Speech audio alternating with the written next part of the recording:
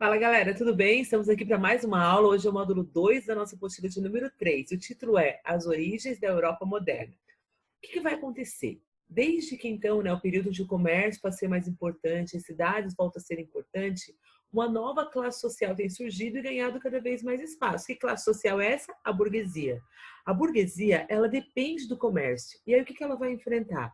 Problemas com os senhores feudais, porque nós viemos de um período, onde o feudalismo estava muito em alta. Então surge essa nova classe social e ela precisa agora conquistar o seu espaço e conseguir fazer com que a sociedade funcione como fica bom para ela. Vai ter alguns choques, então, entre a burguesia e os senhores feudais. Há uma necessidade que a burguesia se torne cada vez mais autônoma. Cada cidade que vai surgindo, que vai se estabelecendo, vão surgindo leis, moeda, Então há necessidade de uma unificação desses sistemas de peso e medida.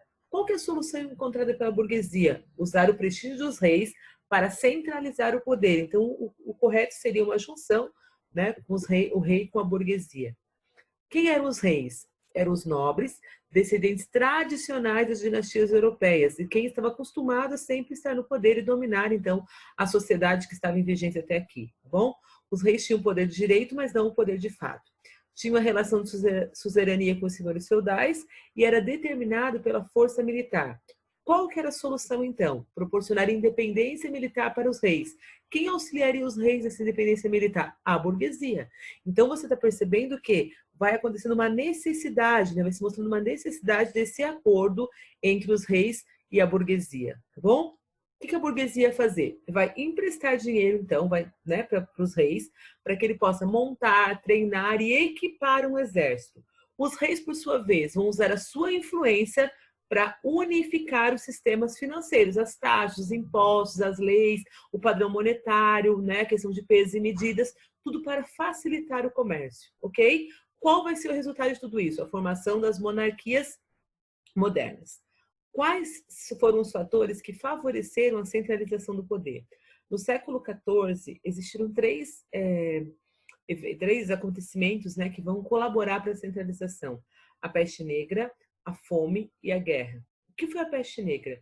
Foi um vírus mortal que era transmitido pela pulga dos ratos trazidos nos navios de especiarias que cruzavam o Mediterrâneo. Ou seja, começa a ter uma comercialização cada vez maior, uma troca de mercadorias pelo Mediterrâneo. Então, esse transporte, no porão do navio, iam os ratos também. Então, nesse rato tinha uma pulga que transmitia essa doença.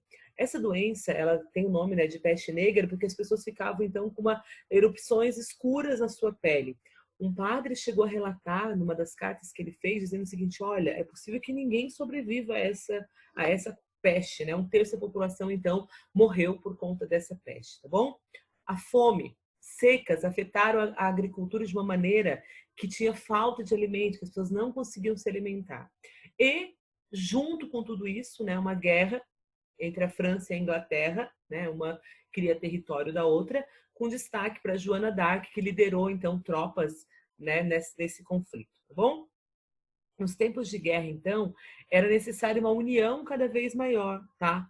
Como consequência dessa união, a influência do rei vai aumentar cada vez mais. Essa junção de peste negra, fome e mais a guerra, aconteceu um decréscimo demográfico muito grande, certo? Agora faltava mão de obra para trabalhar na lavoura. Então, era notável, ou notado, que aquele modelo de servidão, como existia no feudalismo, era insuficiente, mas a agricultura precisava acontecer, precisava se plantar e tinha que ter algum tipo de mão de obra, não importando qual fosse.